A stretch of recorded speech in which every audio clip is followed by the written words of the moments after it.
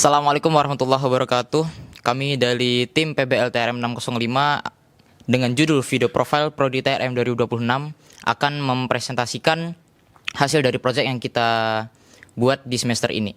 Sebelum itu kami akan memperkenalkan diri masing-masing. Saya Nofas Rasani sebagai audio editor dan visual konsep. Saya Farhan Herna Maulana, asal Likeman. Saya Dimas Maulana sebagai assistant production. Saya Rian Pertama Putra sebagai soundman dan scriptwriter. Saya Hanif Fatal Khair sebagai kameramen. Saya Rangga Yoga Pratama sebagai storyboard artist. Saya Dimas Septian sebagai director, DOP, dan video editor. Next.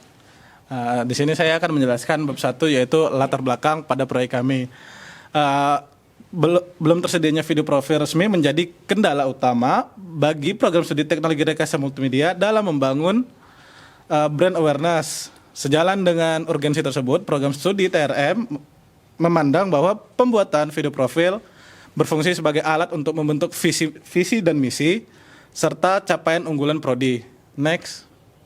Adapun rumusan masalah pada proyek ini yaitu dikemukakan berupa bagaimana merancang dan memproduksi video profil yang informatif, menarik, dan komunikatif untuk memperkenalkan prodi TRM kepada calon mahasiswa. Adapun tujuan penelitiannya yaitu menghasilkan sebuah video profil yang informatif, menarik, dan komunikatif untuk memperkenalkan program studi TRM kepada calon mahasiswa. Next. Lalu adapun manfaat penelitiannya yaitu memberikan pemahaman terkait alur pembelajaran pada prodi TRM kepada calon mahasiswa. Lalu yaitu ada batasan masalah. Yang pertama yaitu durasi video tidak melebihi dari 5 menit. Yang kedua fokus pada pembahasan prodi TRM tanpa menjelaskan sejarah perubahan dari MJ ke TRM. Yang terakhir yaitu format video berupa MP4 dan menggunakan rasio 16:9 atau landscape. Adapun kajian pustaka penelitian terdahulu yaitu dari penulis Esther Huta Barat dengan judul Video Profil Sekolah Dasar Harapan Bunga sebagai media informasi menggunakan teknik panning dan tilting. Dari judul tersebut hasil penelitiannya yaitu video profil efektif sebagai media informasi dan promosi serta membantu memperkenalkan sekolah kepada masyarakat. Next. Baiklah, selanjutnya adalah konsep dan teori pendukung. Yang pertama itu adalah video profil sebagai media promosi dan media promosi. Seperti yang dikatakan oleh Amando 2026 dan Laila dan Ginting 2026. Video berfungsi sebagai media promosi yang efektif bagi lembaga, sehingga pemanfaatannya dalam video profil bertujuan menyampaikan informasi sekaligus promosi secara jelas, menarik, dan mudah dipahami. Next. Selanjutnya yaitu dengan judul yang sama, video profil sebagai media promosi dan media informasi. Video profil ini merupakan media komunikasi yang cocok untuk memberikan informasi mengenai lembaga secara singkat dan mudah dipahami. Sebagai perbandingan, media cetak ini dan media promosi itu tuh lebih mudah dipahami melalui media promosi video atau audiovisual menurut Nurullah dan Marsudi 2023 dan Rosidah 2024. Next. Yang kedua adalah sinematografi. Sinematografi tidak hanya tentang merekam gambar, tetapi juga seni menyampaikan pesan melalui komposisi dan pencahayaan, seperti yang dikatakan oleh Aurelio dan Fleurino 2025. Next, yang terakhir adalah persepsi visual. Persepsi visual secara terjadi saat mata menangkap rangsangan dan otak menginterpretasikannya sehingga apa yang dilihat merupakan hasil pemaknaan. Hal ini menunjukkan bahwa informasi lebih mudah dipahami melalui komunikasi visual. Selanjutnya adalah kerangka konseptual. Dari landasan teoritis ini kami mempunyai 3. Dari sinematografi menghasilkan kualitas visual dan narasi yang mempengaruhi persepsi visual. Perancangan landasan teori ini menggunakan proses perancangan MDLC, yang dimana MDLC ini mempunyai 6 tahapan. Yang pertama itu adalah konsep, desain, material collecting, assembly, testing, dan distribution. Hasil yang dikeluarkan melalui proses perancangan MDLC ini adalah video profile, program studi teknologi rekayasa multimedia, dan outcome-nya meningkatkan pemahaman, ketertarikan, dan citra positif terhadap program studi teknologi rekayasa multimedia. Kali ini kita masuk ke bab 3, ada metode penelitian kami yang menggunakan kualitatif yang berfokus pada kualitas video dan ketepatan informasi. Di awal project, kami akan melakukan wawancara dengan Kaprodi untuk menentukan konsep dan isi video sebagai dasar dari produksi. Lalu setelah video selesai, kami akan kembali melakukan evaluasi dengan melalui review dan wawancara dengan dosen ahli untuk menilai hasil videonya secara visual, akurat, dan sesuai dengan standar akademik, serta menjadi bahan perbaikan untuk kedepannya. Next. Lalu ada metode perancangan kami menggunakan MDLC yang sudah dijelaskan tadi dengan target audiensnya adalah siswa-siswi dan calon mahasiswa dengan durasi 3-5 menit dengan menggunakan ton visual yang sinematik profesional dengan nuansa inspiratif, modern, dan edukatif yang menampilkan perjalanan mahasiswa menuju dunia industri kreatif dengan format MP4 dengan resolusi 1920 x 1080. Next. Berikut ide cerita kami yang dimulai dengan menampilkan aktivitas mahasiswa di laboratorium multimedia. Lalu ada tokoh utama yang merupakan seorang mahasiswa baru yang masuk ke kelas dan mengenal prodi TRM melalui sistem pelajaran PBL.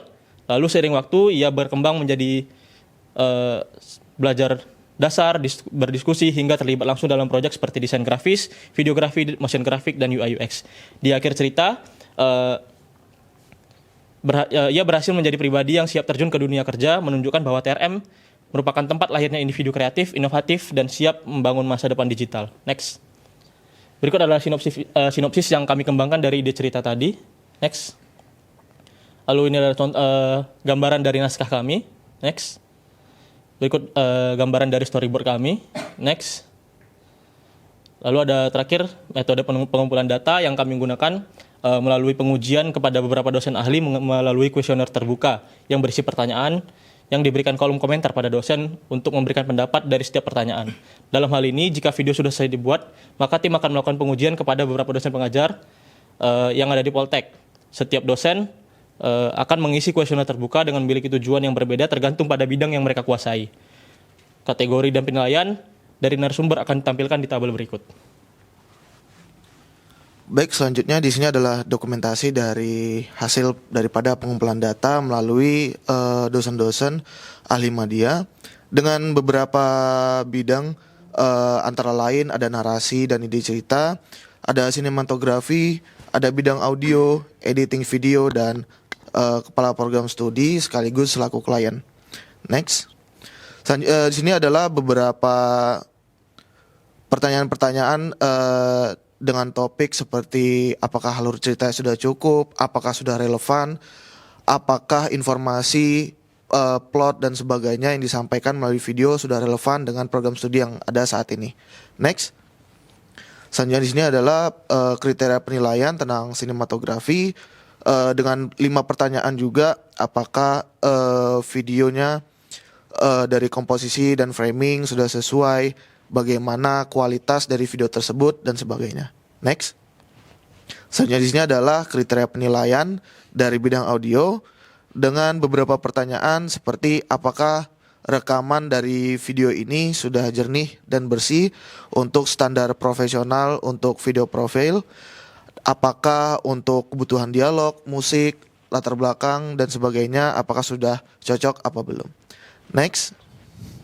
Selanjutnya adalah bidang di penyuntingan video dengan beberapa kriteria pertanyaan seperti apakah ritme atau tempo untuk editing video ini sudah sesuai atau belum, apakah konsistensi dan naratif seperti potongan dari scene ke scene, shoot ke shoot sudah cocok apa belum.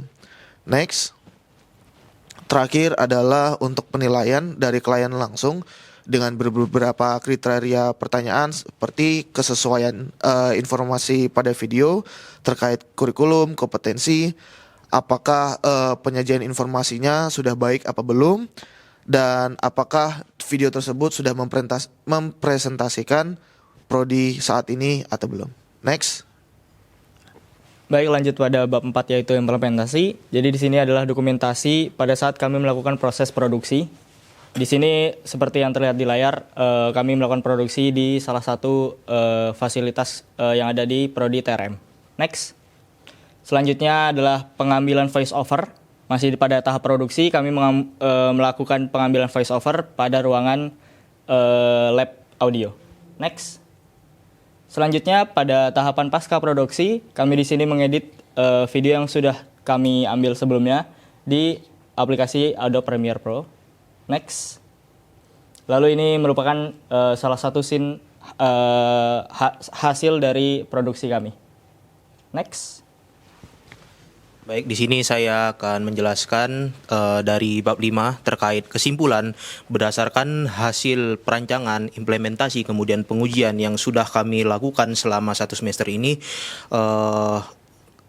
Bahwasannya hasil sudah jadi, dan ya ini kami membuat video profile teknologi rekayasa multimedia yang menggunakan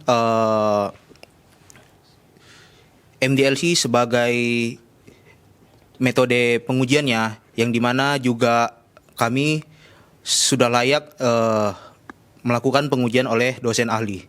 Next. Kemudian ada pun beberapa saran terkait penelitian yang dapat diharapkan untuk siapapun yang selanjutnya untuk meneliti penelitian ini.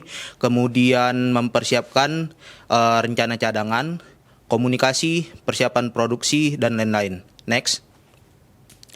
Adapun timeline selama penelitian ini dari minggu pertama hingga minggu ke-14 seperti menentukan ide dan konsep, pembuatan sinopsis, pembuatan naskah, moodboard, storyboard, produksi video dan audio, editing video, dan mixing audio, kemudian pengujian dan distribusi. Next. Oke. Inilah kontribusi anggota PBL kami. Next.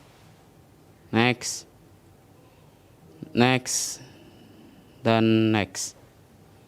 Dan daftar pusakanya seperti ini. Next.